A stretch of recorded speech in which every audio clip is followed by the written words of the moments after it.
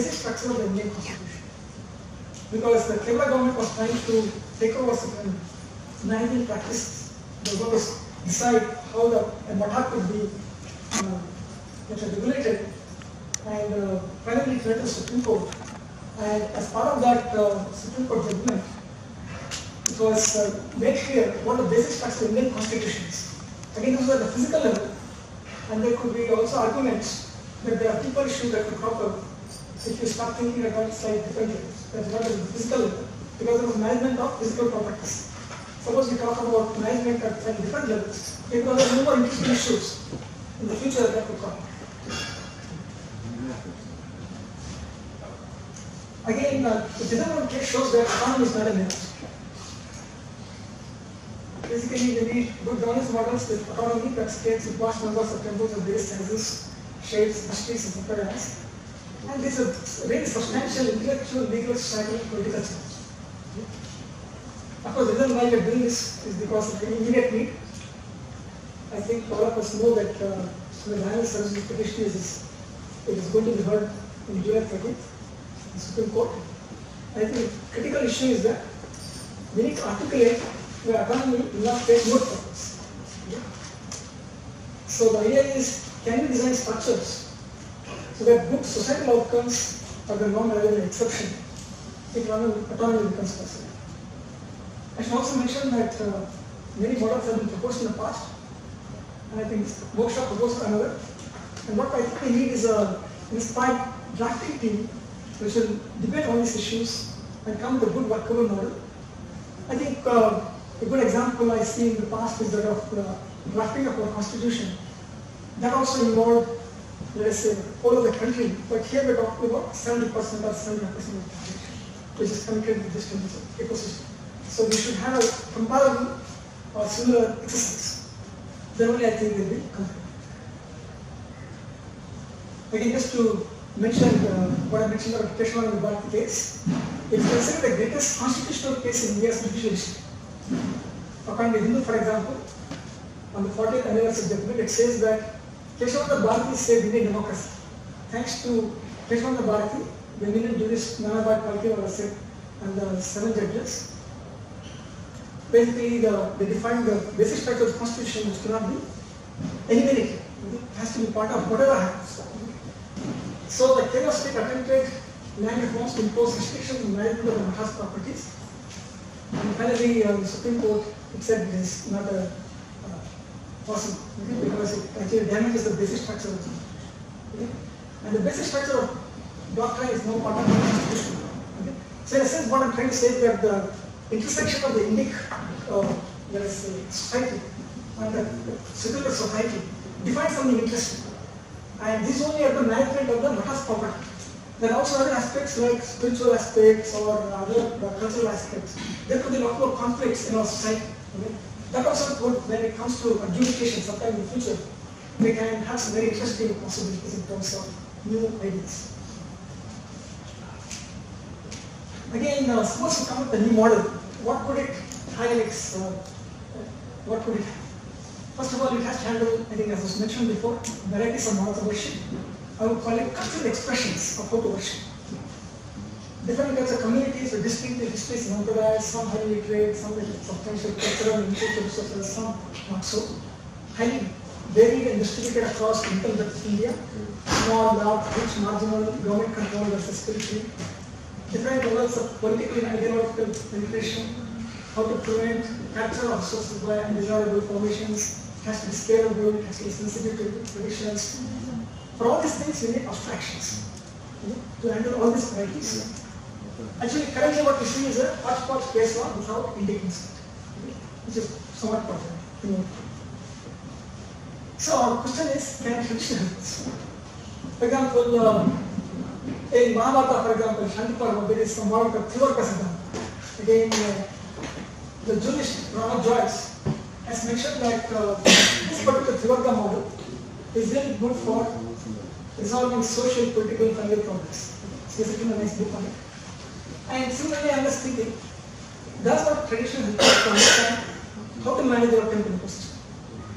So, in my limited understanding, I have come up with some simple models. I'm pretty sure that some of you have deeper understanding of this, and I think we can put our heads together, we can probably come with much better models.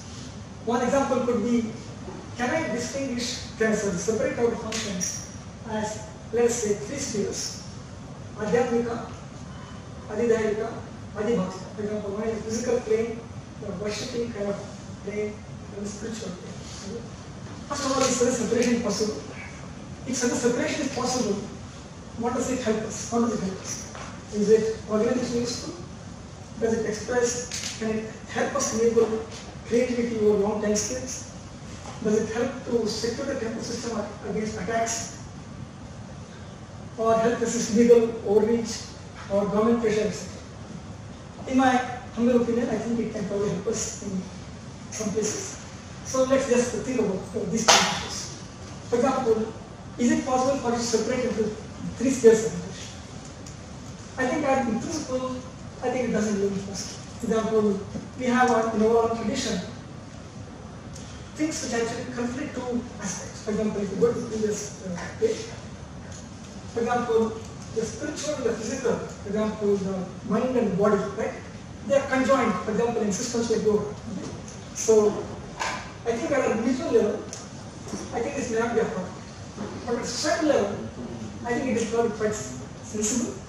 And I think that because completely entangled systems are not useful in practice. So that's why you can argue that at some level of say discussion, we can certainly have certain separation.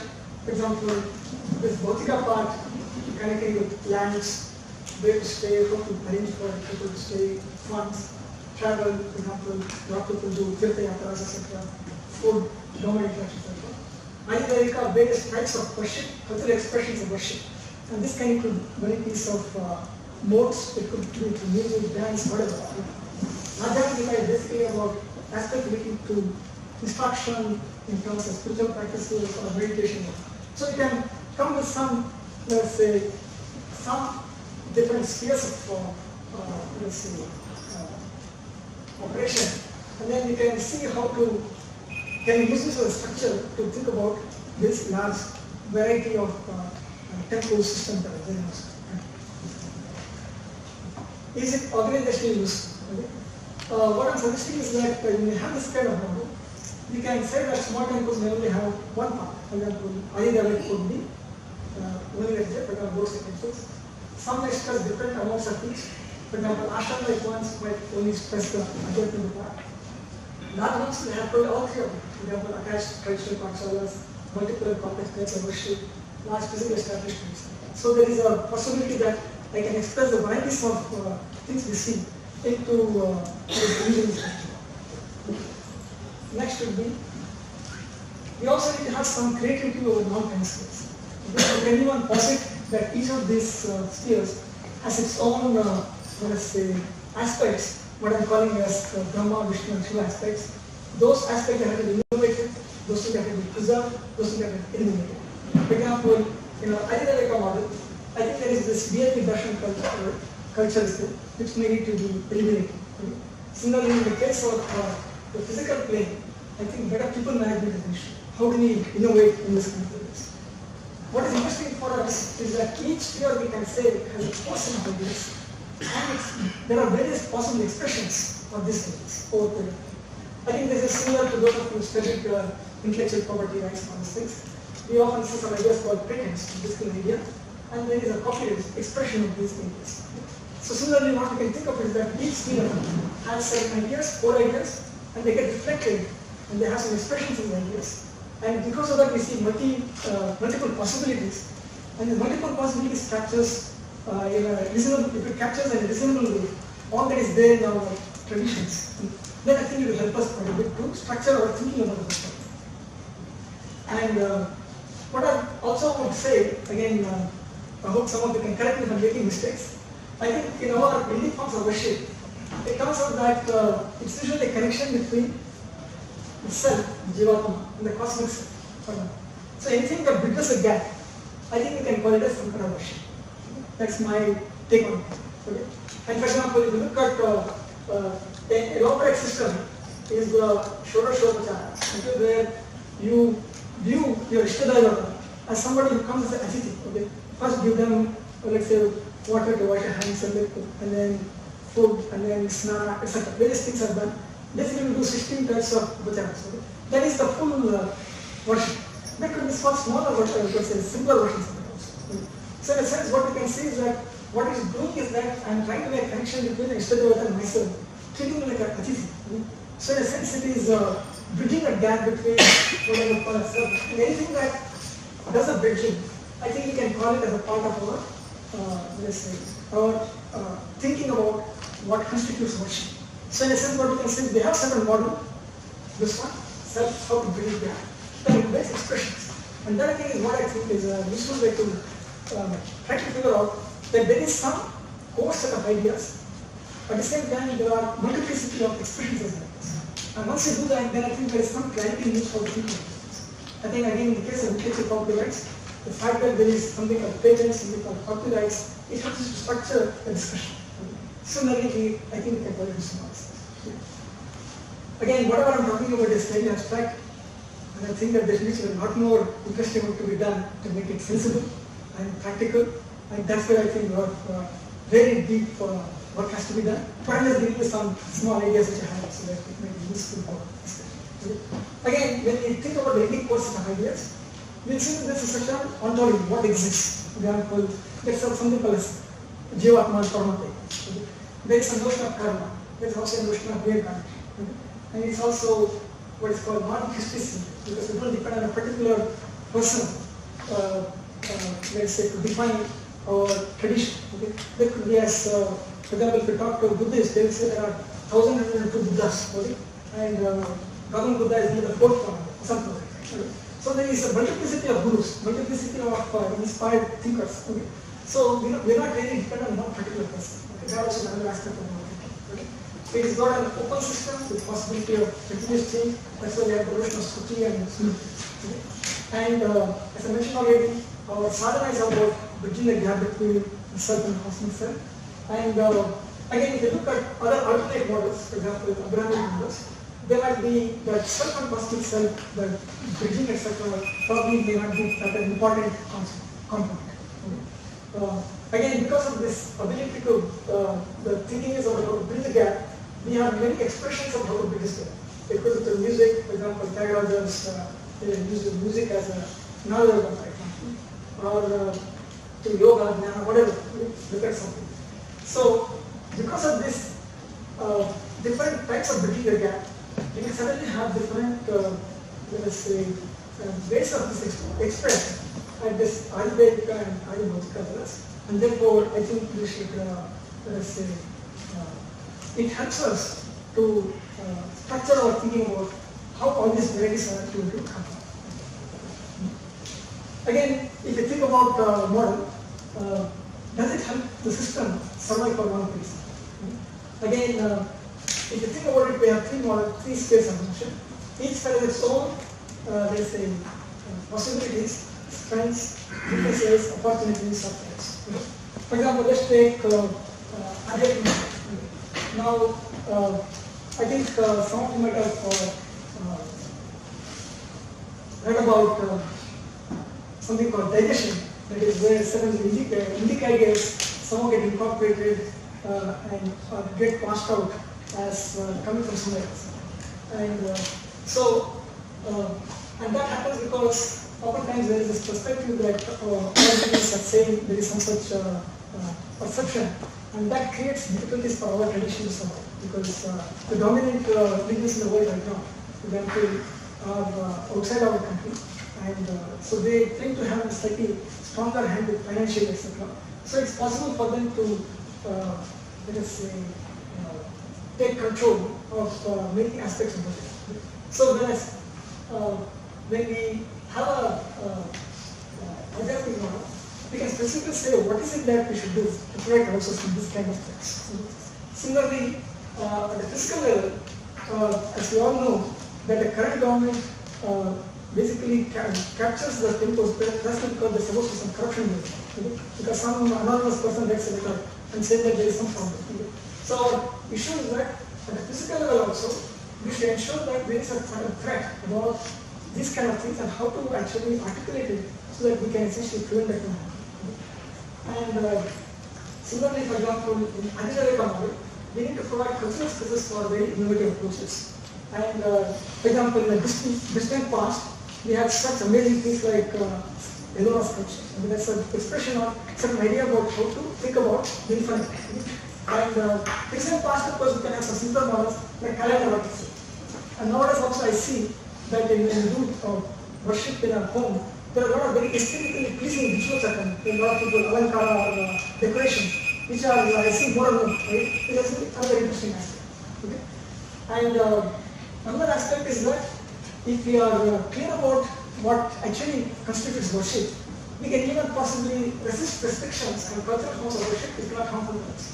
For example, sometime in the late 80s, I read about there is some Karnataka people who worship a Devasthana completely without clothes. And as far as I never hurt anybody, but it got banned. Right? Because some people decided that it is somehow unsettling or whatever. But I find that very strange because I can think of it as a form of worship where you surrender yourself to a higher self. Okay? And therefore it is, and also it's not harming anybody else. So I don't see why it should be banned. Okay? And especially since also our Indic tradition has got Digambara Jains, and we have all kinds of, we have famous poets like Namma and Devasthana is a poet. I mean, we have all this kind of models. Right? There's no reason why somebody should just say that somebody is offended by some practice and suddenly some court comes and says ban this or ban that, okay? Which I think is a bit over legal language. Again, another aspect is if you have a system model, does it help interoperate? Okay? Let me just take an example. Suppose you have Mata with multiple location repositories. Then it may be possible to have a centralized model from an adjacent perspective. For example, all of them might be having a Vaita as the perspective, or it might also have a decentralized model from Adhyayika perspective. For example, local forms of worship in the language, and it could be scalable for the point of view. And also it might have a corporate style Adhyayika, local handling of the resources, okay?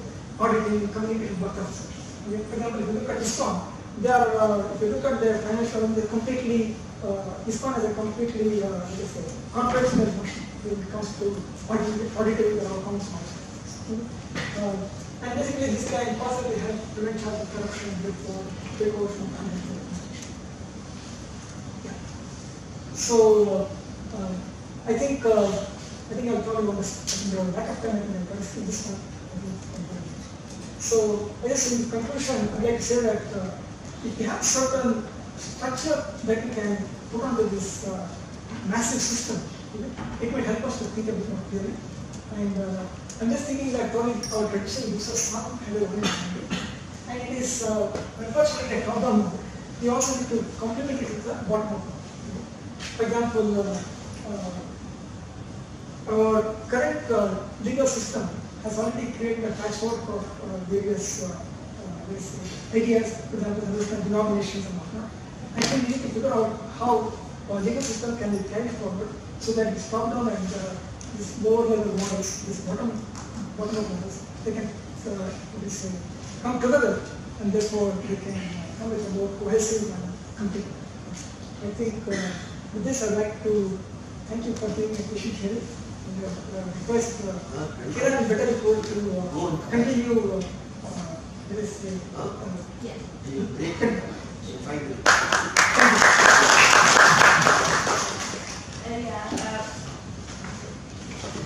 So basically we just break for tea or coffee and quickly come back, and then Kiran will be presenting after this. Okay. So requesting everybody to please go ahead.